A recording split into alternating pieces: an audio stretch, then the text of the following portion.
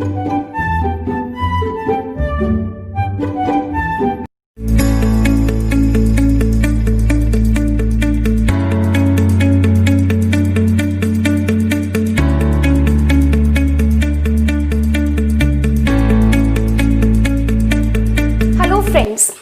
here Kanika. I welcome you all to our YouTube channel Dream Physics.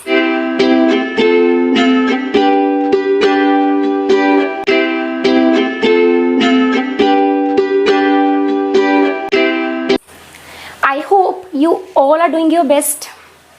So आज हम start करने जा रहे हैं 12th क्लास की जर्नी। देखिए, बहुत बच्चों के दिमाग में बहुत सारे क्वेश्चंस उठते हैं कि 10 चैप्टर्स हैं, इतना लेंथी सिलेबस, इतना मुश्किल पेपर, बोर्ड के एग्जाम्स, ये वो।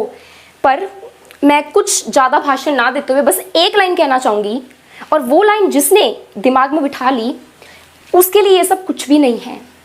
ये जर्नी बहुत इंटरेस्टिंग है। इसमें आपने सिर्फ एक चीज़ ध्यान रखनी है कि हमने फिजिक्स को समझने की कोशिश करनी है।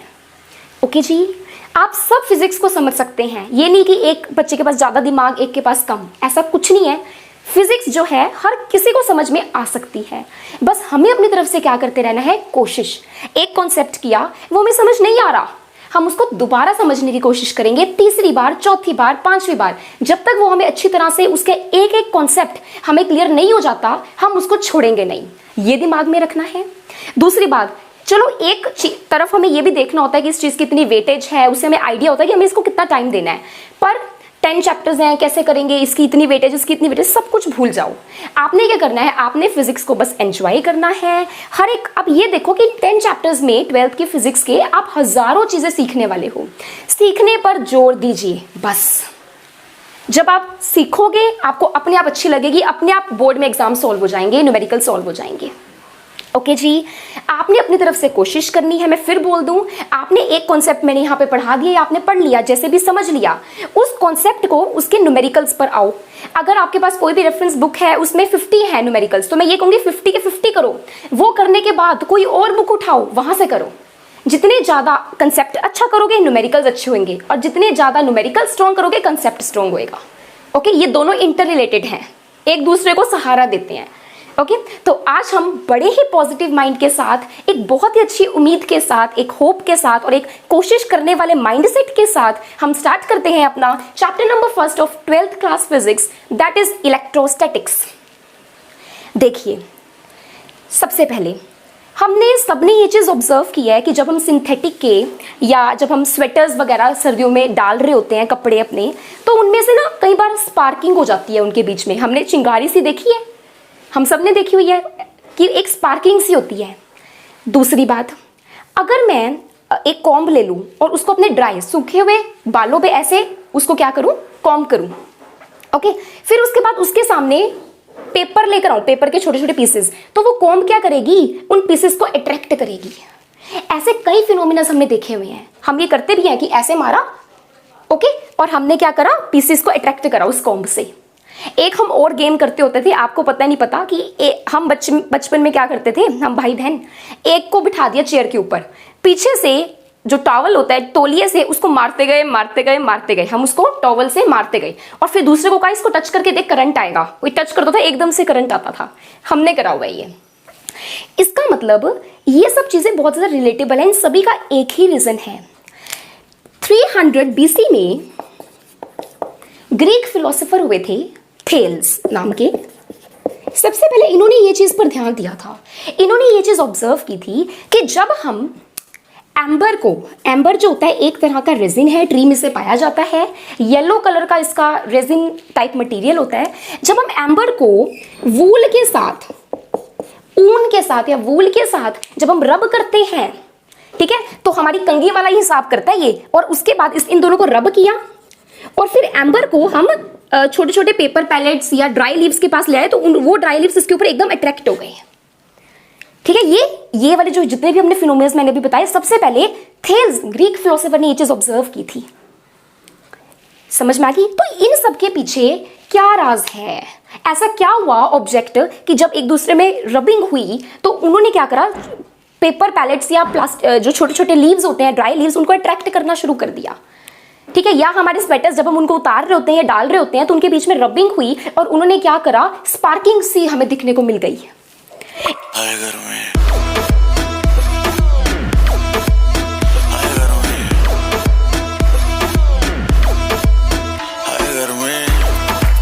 पीछे का रीजन है कि ये ऑब्जेक्ट जब भी हम इनको रब कर रहे हैं इस सब केसेस में, ये ऑब्जेक्ट इलेक्ट्रीफाई हो रहे हैं। क्या हो रहे हैं? These objects are getting electrified. Electrified होने का मतलब एक चार्ज नाम की चीज एक्वायर कर लेते हैं। क्या एक्वायर कर लेते हैं? इलेक्ट्रिक चार्ज नाम की चीज एक्वायर कर लेते हैं। बताओ जी, अब इलेक्ट्रिक चार्ज क्या है? मैंने आपको ये कहा कि इसके इन सभी जो मैंने आपको इंस्टेंसेस बताए हैं, एग्जांपल्स दिए हैं, इन सबके पीछे का रीजन है इलेक्ट्रिक चार्ज का आना वो ऑब्जेक्ट्स के अंदर। अब भैया ये इलेक्ट्रिक चार्ज क्या होता है? तो अब हम सीखते हैं कि व्हाट इज इलेक्ट्रिक चार्ज और ये यहाँ पर क्यों आया और इसकी वजह से अट्रैक्शन ड्राई लीव्स को अट्रैक्ट क्यों किया गया। एम्बर ने ड्राई लीव्स को क्यों अट्रैक्ट किया, कॉम्ब ने पेपर को, छोटे छोटे पेपर के पैलेट्स को क्यों अट्रैक्ट किया, ये अब हम यहाँ पर सीखेंगे। तो आइए स्टार्ट करते हैं इलेक्ट्रिक चार्ज। सुनिए इलेक्ट्रिक चार्ज की कहानी मेरी जुबानी। देखिए क्या होता है इलेक्ट्रिक चार्ज। हम सबको पता है एक एटम के 3 फंडामेंटल एलिमेंट्री पार्टिकल्स होते हैं। कौन कौन से? वही इलेक्ट्रॉन, प्रोटॉन एंड न्यूट्रॉन। हमें पता है electron, proton and neutron. Okay जी। उसके बाद इन सबके पास मास है और हमें पता है कि जब भी ऑब्जेक्ट्स के पास मास होता है तो उनके अंदर अपने आप से अंदरूनी आवाज आती है कि भाई हमारे पास मास है, उसके पास मास है, एक दूसरे को अट्रैक्ट करना शुरू कर दो। और इस फोर्स ऑफ अट्रैक्शन को कहते हैं ग्रेविटेशनल पुल और gravitational force of attraction. Okay जी। तो ये जो है इलेक्ट्रॉन्स, प्रोटॉन्स, न्यूट्रॉन्स आपस में, जैसे अगर मैं इलेक्ट्रॉन प्रोटॉन की बात करूं तो प्रोटॉन न्यूक्लियस के अंदर है, इलेक्ट्रॉन न्यूक्लियस के अराउंड रिवॉल्व कर रहा है, तो हम सबको पता है। अब जब इलेक्ट्रॉन और प्रोटॉन के अंदर दोनों के पास मास है तो दोनों क्या करेंगे, एक दूसरे को अट्रैक्ट करेंगे। इस फोर्स को कहेंगे gravitational force of attraction because this is due to their masses.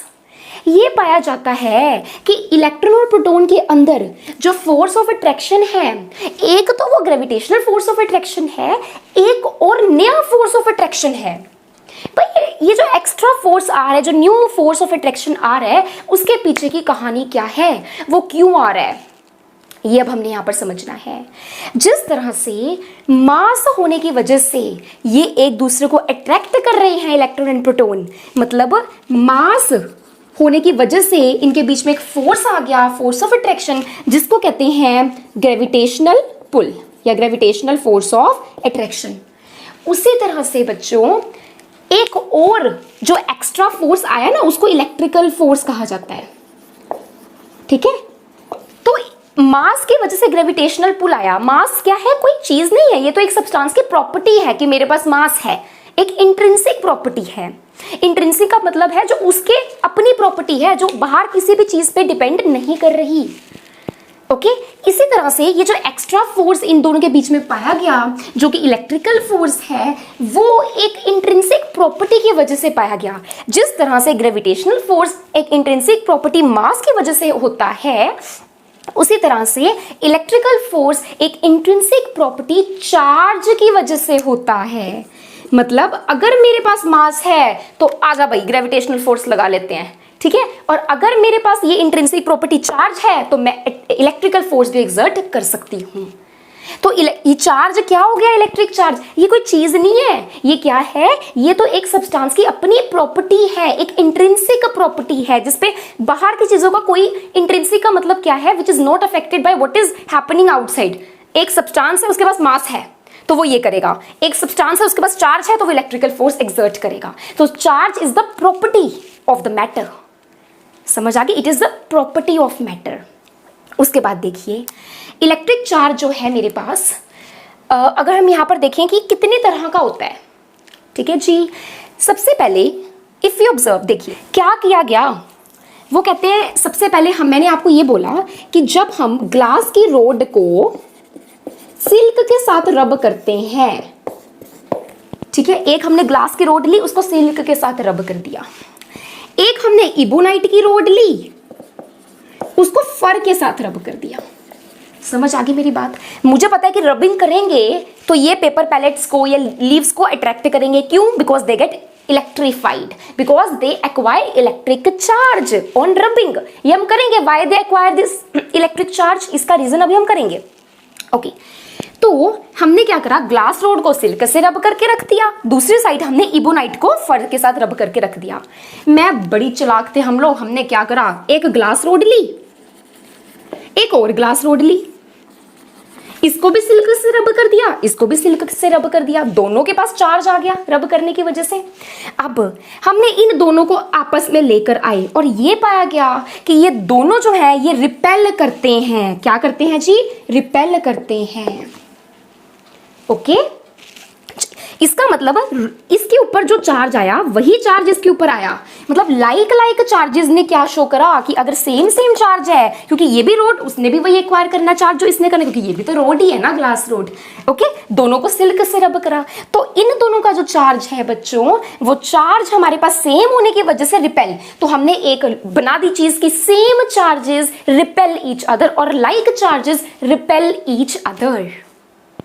Okay जी, उसके बाद देखिए, उसके बाद मैंने क्या करा, इबोनाइट रोड को भी दो ले ली, इसको भी फर के साथ करा, इसको भी फर के साथ करा, तो इसके ऊपर भी चार्ज आ गया, इसके ऊपर भी चार्ज आ गया, वही चीज पाई गई, सेम चार्जेस इन दोनों को पास लेकर आए, they both repel each other. तो एक बात तो पक्की है, same charges repel each other. Okay उसके बाद देखिए, फिर हमने और एक क्या दिमाग वाली चीज लगाई, हमने कहा कि ये जो ग्लास रोड है उसको इबोनाइट रोड के पास लेकर आओ। तो ये पाया गया कि जब ग्लास रोड इबोनाइट रोड के पास आया, दे अट्रैक्ट ईच अदर। इसका अगर इनके ऊपर, दोनों के ऊपर चार्ज सेम होता तो इनको रिपेल करना चाहिए था। इसका मतलब जो इबोनाइट को फर के साथ रब करने के बाद जो चार्ज हमारे यहाँ डेवलप हुआ इबोनाइट के ऊपर, और यहाँ पर ग्लास रोड को सिल्क के साथ रब करने के बाद जो ग्लास रोड के ऊपर चार्ज डेवलप हुआ वो डिफरेंट है। क्यों डिफरेंट है? बिकॉज अगर हम इन दोनों रोड्स को, इबोनाइट और ग्लास रोड वाली चार्ज्ड रोड्स को एक दूसरे के पास लेकर आते हैं, दे अट्रैक्ट ईच अदर। तो दो यहां से पता चला कि अगर तो हमारे पास सेम लाइक चार्जेस हैं, they would repel each other as in the case of the two rods. ये लाइक है रिपेल, लाइक है repel, but when we have the different charges they would attract each other. Like charges repel, unlike charges attract. तो यहां से पता चला कि दो चार्जेस होते हैं भाई। बहुत पहले हिस्टोरिकली हमारे ये दो चार्जेस जो हैं, मुझे पता है आप लोगों के मुंह से निकल रहा है कि मैम पॉजिटिव नेगेटिव बोलो, अब नहीं। इससे एक बहुत इंपॉर्टेंट सा फैक्ट है जो हमें नहीं पता होता जनरली।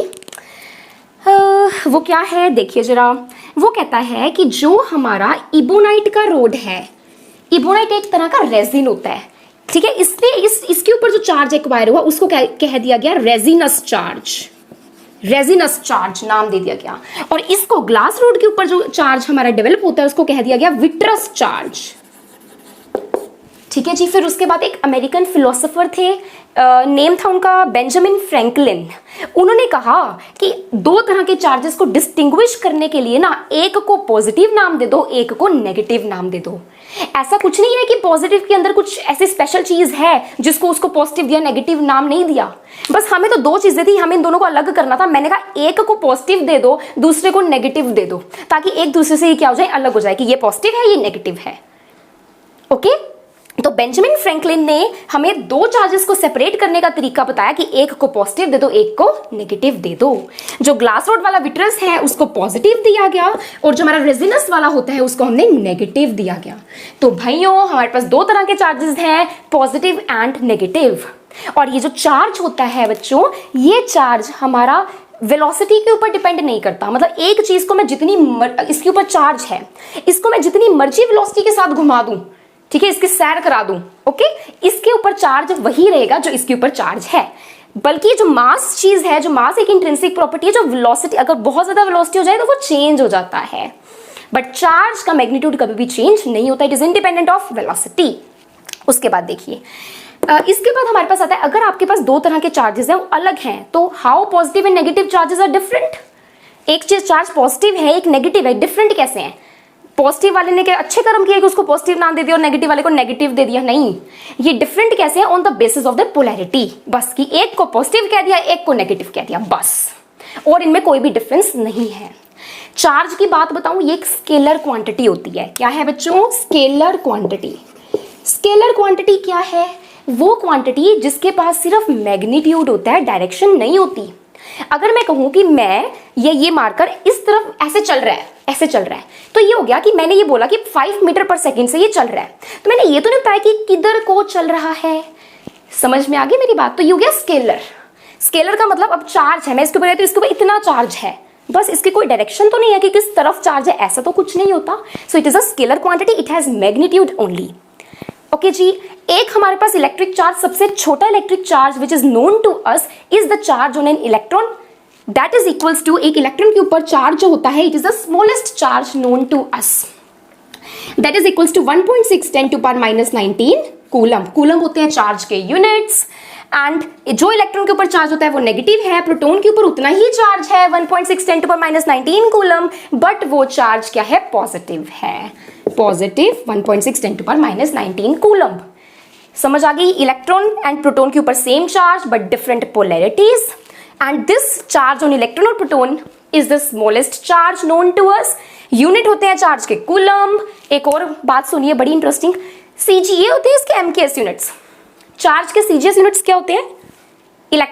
बताइए। Stat coulomb.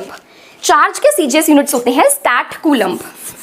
क्या होते हैं बच्चों? Stat coulomb.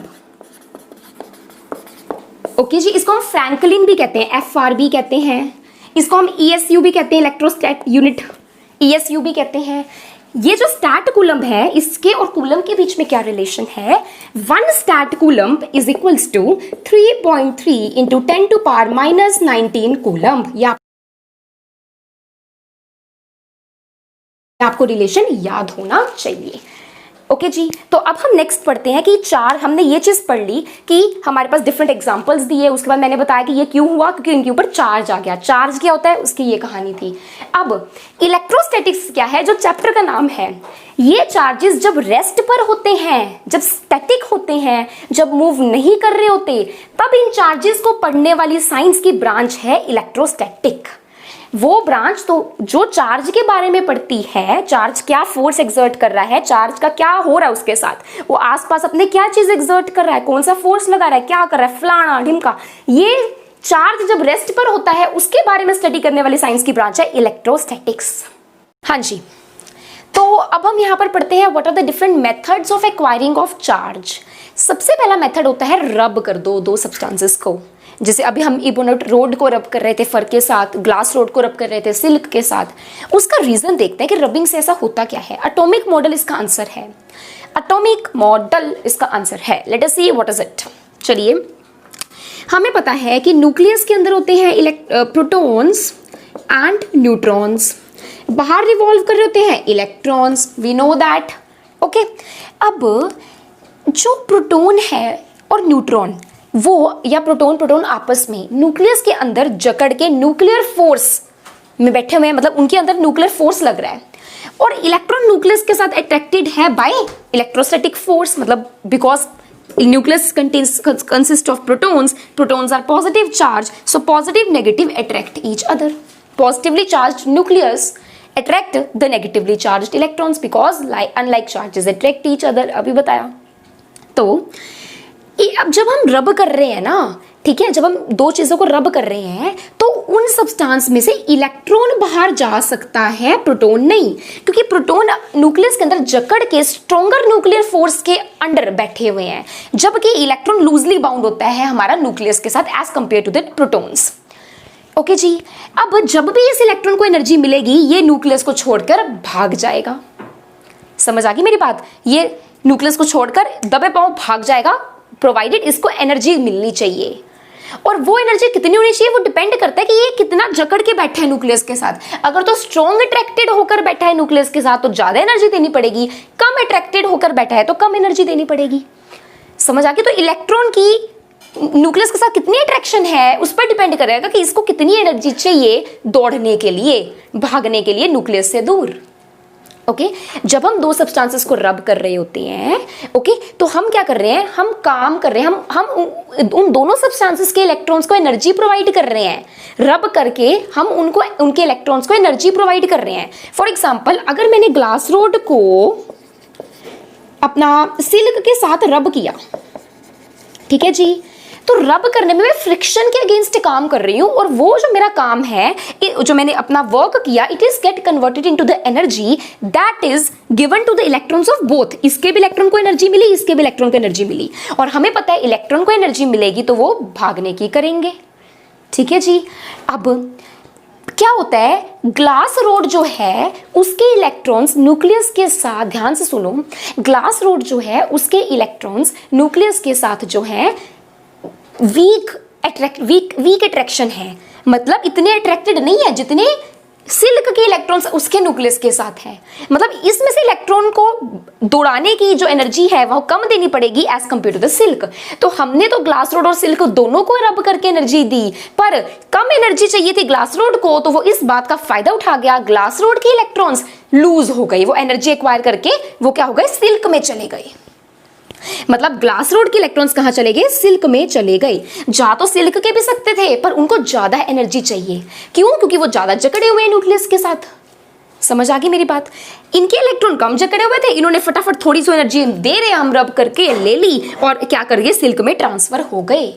और हमें पता है इलेक्ट्रॉन नेगेटिव चार्जेस, जहां से इलेक्ट्रॉन नेगेटिव चार्ज जाएगा वो पॉजिटिव हो जाएगा। इसका मतलब ग्लास रोड इलेक्ट्रॉन के जाने की वजह से पॉजिटिवली चार्ज्ड हो जाता है और सिल्क इलेक्ट्रॉन के आने की वजह से नेगेटिवली चार्ज्ड हो जाता है। इसका मतलब charge on rubbing, how they get acquired charge, by the transfer of electrons from one body which is being rubbed to the other। एक बॉडी से दूसरी बॉडी में एक्चुअल ट्रांसफर हुआ है यहां पर चार्ज का। असलियत में इलेक्ट्रॉन उठकर गया है ग्लास रोड से सिल्क में। ठीक है जी। तो इलेक्ट्रॉन के एक सब्सटेंस से दूसरे सब्सटेंस पर जाने की वजह से जहां से गया वहां पॉजिटिव, जहां पर गया वहां नेगेटिव। तो ये हमारे पास कहानी है रब करके चार्जेस का एक्वायर होना। रब किया, एनर्जी प्रोवाइड कर दी, जिसके इलेक्ट्रॉन को कम एनर्जी चाहिए थी वो फटाफट से एनर्जी लेकर न्यूक्लियस से निकल गए, निकल के वो सिल्क के पास, मतलब दूसरे वाले के पास चले गए, जहां से निकले वो पॉजिटिव, जहां पर गए वो नेगेटिव चार्ज्ड हो गया। अब जब हम रब करते हैं, जैसे मैंने ग्लास रोड और सिल्क को रब किया, तो इलेक्ट्रॉन ग्लास रोड से निकलकर सिल्क के पास गए। इलेक्ट्रॉन के पास मास होता है, इसका मतलब ग्लास रोड से कुछ मास निकल रहा है, कुछ इलेक्ट्रॉन्स निकल रहे हैं, मतलब कुछ मास निकल रहा है और सिल्क के पास जाके जमा हो रहा है।